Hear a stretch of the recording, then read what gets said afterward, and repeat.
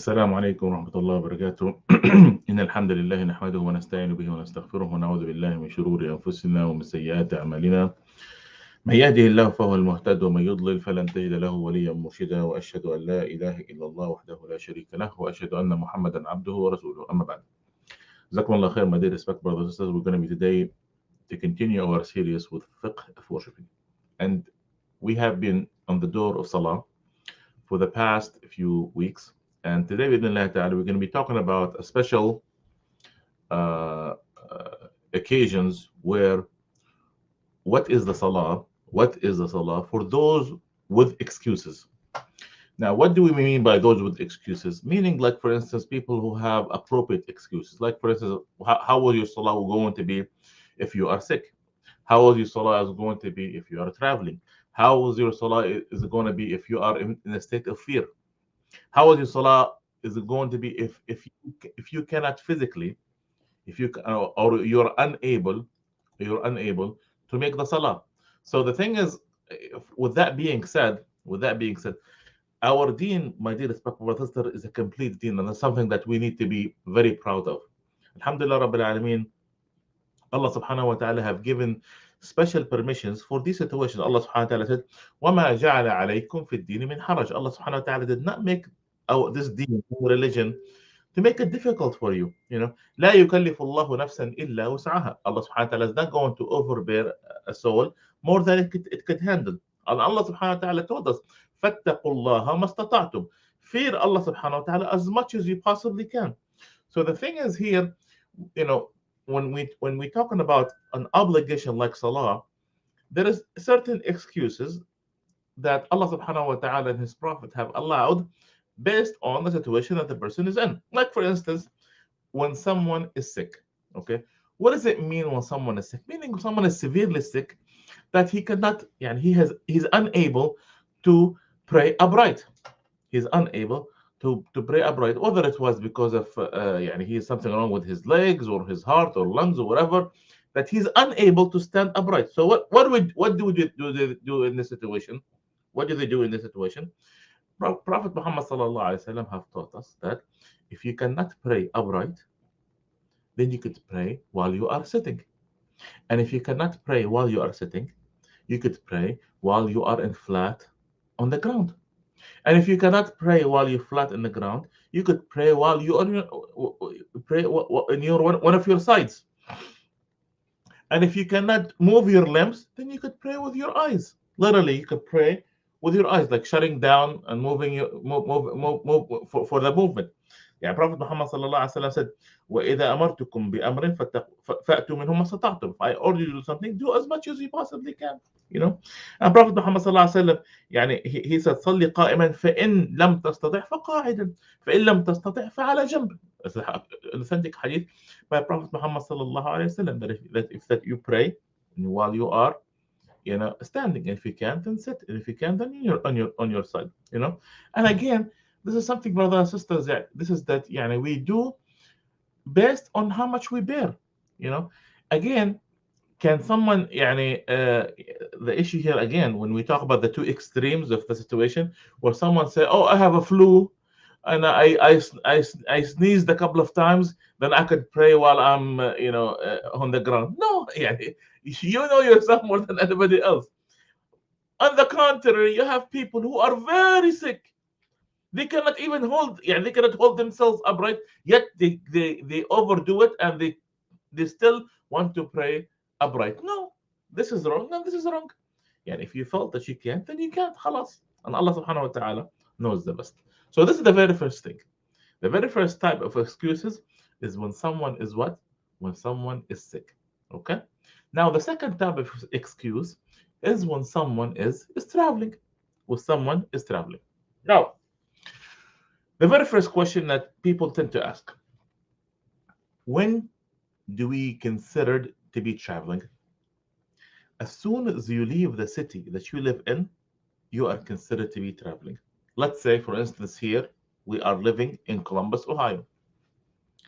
As soon as I leave my city, then what? I am considered to be traveling. As long as I am in my city, I'm not considered to be traveling. Why is that? Because this is the time when you're traveling, this is the time where you are allowed to pray Salat al-Musafir, the prayer of the traveler. Okay? A prophet, like for instance, there is a hadith by عن انس بن مالك الله سبحانه وتعالى pleased with him. He said صليت الظهر مع رسول الله بالمدينه 4 وصليت معه العصر في بذي حذيفه ركعتين. I have prayed with the Prophet Muhammad صلى الله عليه وسلم صلاة الظهر for ركعات while we were in Medina. And then when we went to بذي حذيفه, when we went in another city, we prayed يعني the Asr 2 rak'ahs. So that shows what? That when they left, they are allowed to play Salat al-Musafir. Now, the second question here that is worthwhile for us to ask ourselves: when we are considered to be travelers? When we are considered to be travelers? Now, according, some scholars have made a distance. They said if you travel that much, then you are considered to be traveler. And they said this is like for instance, they said if you have traveled more than 85 miles, 85 kilometers, then this is considered to be travel. No, this is maybe that it used to be considered back then, but nowadays most scholars, they say what is considered to be traveler when the urf, when the norm of the people consider you traveling. Like for instance, if I let's say go to another place, but I'm not considered to my traveling. Maybe I'm going there for work, or I'm going there for a small trip. I'm not considering myself traveling. Then this is not traveling. But when I say, for instance, I'm going to be traveling according to the norms of the society, then what? I would go along with that. Like for instance, let's say someone he drives 60 miles for work each and every day. This is normal for him. He's not traveling.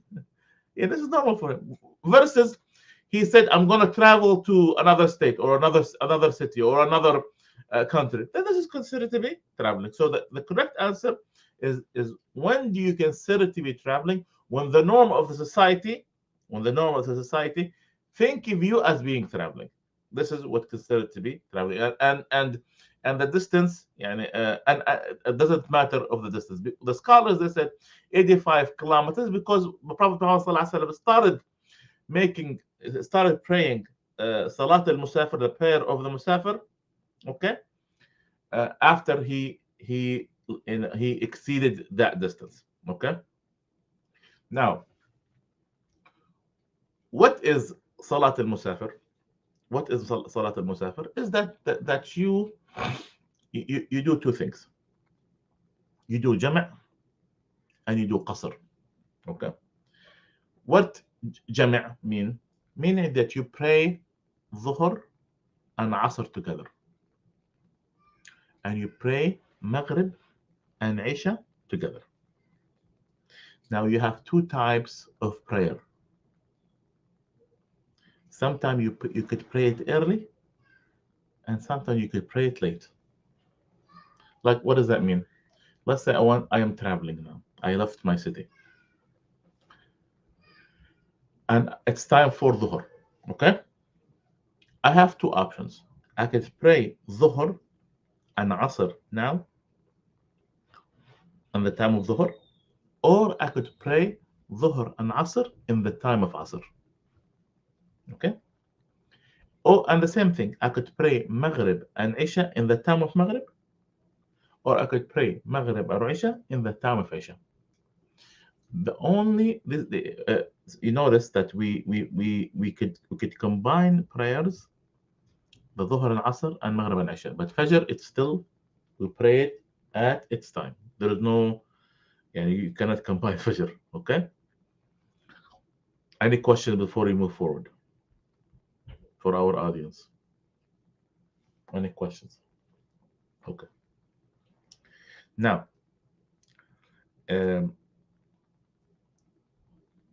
what is considered to be the second option? The second option is qasr, is that we shorten our prayer. Okay, meaning that there's going to be less rak'at. For instance, Fajr is still the same thing. Dhuhr and Asr are 2 rak'ahs instead of 4, 2 rak'ahs.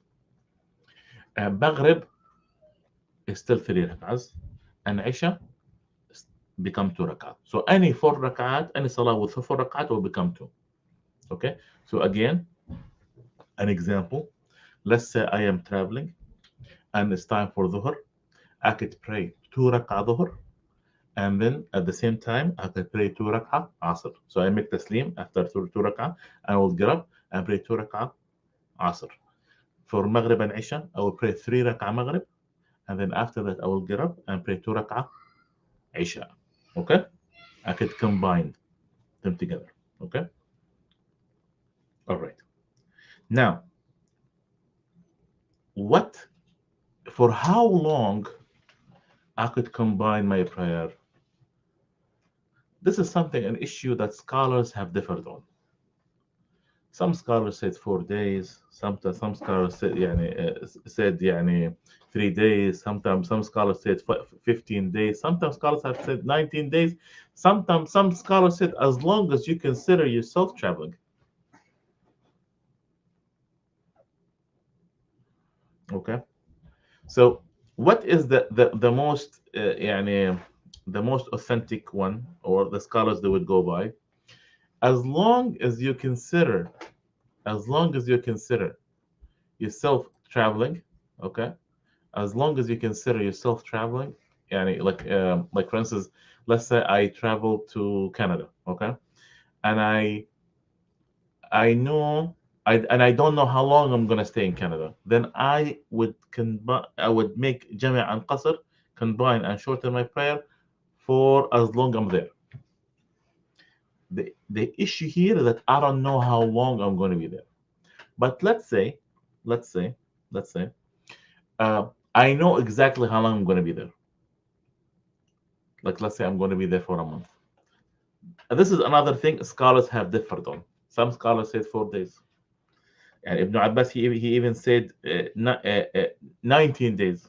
You know, Prophet, Ibn Abbas, Allah subhanahu wa ta'ala said, he said, أقام النبي صلى الله عليه وسلم 19 بقصر فنحن إذا سافرنا 19 قصرنا وإن زدنا أتممنا. That Prophet Muhammad صلى الله عليه وسلم, one time he traveled and he make qasr for 19 days. And if we travel, we make that for 19 days, and but we exceeded that, we would pray normal. Okay, so again, if someone is traveling and know how long they're going to be traveling, then there is then there is there is an end to how long they could make Jama' and Qasr. Some scholars said 3, sometimes some scholars said 4, and some Ibn Abbas even said 19. So that's option number 1. Option number 2, and if you don't know, then you could combine as long as you are there. Combine your prayer as long as you are there. Okay? Is that clear before I move forward? Some brother have asked a question. Let me show the everyone this the question. He said, Assalamu alaikum, how are you? Alhamdulillah Rabbil Alameen. How far one should travel to be considered as traveler? So as we said a minute ago, there is no, according to the correct opinion, there is no a set number that people that you could go by. Some scholars said 85 kilometers, but according to the norms of the society,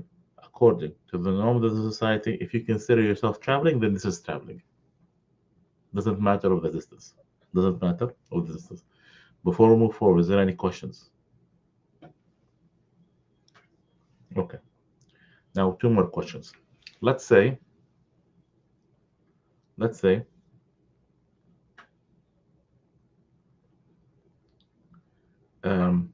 so another Brother Mahad Khan have asked another question. He said, Salam, is it still correct to use 85 as a reference point of travel? It's correct, but brother, nowadays, what's 85 miles? 85 kilometers. Nowadays with our car, you could do that in half an hour. You see? So this is this is something that used to be used before, but now nowadays when if you consider yourself traveling, then you're considered to be traveling, because with travel is what is the fact that you according to the norms of society, and this could vary from one city to another. Subhanallah, look, let's say you are for people who live in a suburb, okay, they have no cars. They only have horses and cows and camels and caravans. Okay, to them, 85 miles is a lot. But for them, if they travel from one city to another, it's considered to be traveling. They don't even have to reach the 85 miles, the kilometers. And you have in other places you could take a train and you could go a distance of half an hour, like some of these speed trains. You could go 85 kilometers in 10 minutes. So is that traveling? So again, based on the norm of the society. Based on the norm of the society. Now, question. Let's say I am traveling and I pray behind someone who is not traveling. What do I do? I'm traveling and I pray behind someone who is not traveling. What do I do? I finish my prayer with him. I would not shorten my prayer. I would finish the most correct, that I would finish my prayer with him. Okay. Now, what about if the imam is traveling and the people behind him are not traveling? He would shorten his prayer and he would tell the people to finish their prayers. Like, let's say, after he would, like, let's say I was praying Isha, okay? I finished 2 rak'ahs and I said, Assalamu alaikum wa rahmatullahi wa barakatuh, Assalamu alaikum wa rahmatullahi wa barakatuh. And then the Imam would say, Atimmu salatakum fa inni musafir. Finish your prayer because I am traveling. So people behind him would get up and would pray another 2 rak'ahs. Okay? Now, do we pray nafil or extra prayer when we are traveling? Prophet Muhammad sallallahu alayhi wasallam did not pray nawafil except for two sunnah that he kept praying even if he was traveling. Sunnah al-Fajr and al-Witr. Sunnah al-Fajr what? Yeah, the 2 rak'ahs before Fajr, and the Witr, the one rak'ah after the 1 rak'ah after Isha. Prophet Muhammad sallallahu alayhi wa sallam kept praying that no matter what it was he was doing, even if he was traveling. Okay. All right. So now, when it comes to jami', we talked about jami', combining prayers. We said when we want to combine prayers, we combine. Do we combine Fajr? No, we combine Dhuhr and Asr, and combine Maghrib and Isha. Okay, and there is so many evidences in the Sunnah that talks about this. And for instance, when the Sahaba traveled, Prophet Muhammad sallallahu alaihi wasallam, during the times of Ghazawat, it was known, it was narrated many times that they would combine Dhuhr with Asr and Maghrib with Isha. Okay, now, is traveling the only time that you're allowed to combine prayer? No. Prophet Muhammad sallallahu alaihi wasallam, he even combined prayers with no excuses, or when there is other type of excuses. Like, for instance, when no excuses. Like, for instance, let's say someone became busy with something urgent and he did not have time. Then you could combine. Prophet Muhammad Ibn Abbas, may Allah subhanahu wa ta'ala please him, he said, جمع رسول الله صلى الله عليه وسلم بين الظهر والعصر والمغرب والعشاء بالمدينة من غير خوف ولا مطر. Prophet Muhammad صلى الله عليه وسلم, he made jama' between Dhuhr and Asr and Maghrib and Isha without any type of fear and without it being raining. Okay, so it's okay. If you have an urgency that that forced upon you for you to combine, that's fine. You could combine, right? Okay. Like, for instance, if someone is have an urgency, if someone, for instance, have a he's a doctor or something happened, an urgent situation that happened, then you're allowed to combine. Now, what is can you combine in the time of weather? Yes. Like, for instance, if it's snowing, this is combine. If you are traveling, if you want to go to the masjid, not when you're at home. If you're at home, there's no, you don't combine if you're at home for weather reasons. Okay, but for instance, if someone is going to the masjid and it's raining, then they could combine. Yani. But what is rain? Not when it sprinkles. No, when there is heavy rain that gets your body wet. When there is heavy rain that gets your body wet, and the same thing when it's snowing. Like for instance, when there's, the roads are slippery, the roads are unsafe. Sometimes they release weather advisory, or something along those lines. Then you're allowed, inshallah, to combine a prayer in the masjid. Okay, in the masjid. The whole point of why we combine prayer in the masjid, because so people would not come back to the masjid, for safety reasons. For safety reasons. Okay. And this is it for يعني the prayer of excuses. So I'll end with this, and if there is any questions, please ask.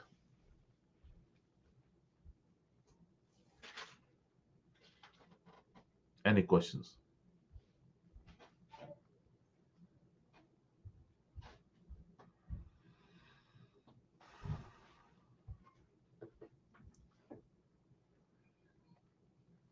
طيب, should I ask you guys questions? Okay. When you're considered to be traveling?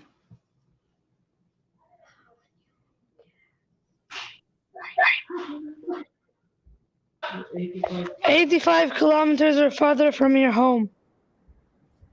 I said When you consider. I said not I said okay, okay, no, I did not. I mentioned that the distance is not and it's not something that we consider, right? When you consider yourself traveling. Exactly, when you consider yourself traveling. Okay, now when do we start praying as a prayer of a traveler? When do we start?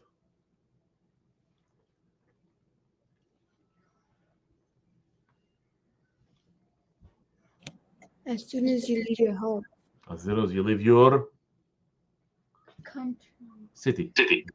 When you leave your city. Leave your city. Beautiful. For how long we are allowed to combine prayers? For how long? As long as you consider yourself traveling. Yeah, that's one option. As long as you consider yourself traveling, and you don't know what time you're going to be, when you're going to be coming back. But if you know, then this is a different opinion. Some people said 3, 4, 15, 19, and etc. Okay. Um, what are the prayers that we are allowed to combine prayers in? All of them. Huh? All of them. Okay, good. What are the two types of combining prayers? You can either pray them fully but pray jama', or you can do jama' qasr, where when you shorten it and you combine. Okay, and you can pray it either time, during the earlier time or the later time. Like Both. Yes, beautiful. Jazakallah khair. Now, who are the people who are allowed? يعني, okay, never mind. I should ask this question. So, what is the option that the sick person has if he to pray? What are the options? If they can't move their limbs, or they can't walk, or if So what's the options? What's the options? You could pray with your eyes. You could pray with the side of your side, or and you could pray on the ground. On the ground or sitting. Okay, beautiful. Tamam, good. I think we covered the most important aspects. خير إن شاء الله. بإذن الله تعالى. I'll see you guys next week بإذن الله تعالى. جزاكم الله خير والسلام عليكم ورحمة الله وبركاته. السلام عليكم. السلام عليكم.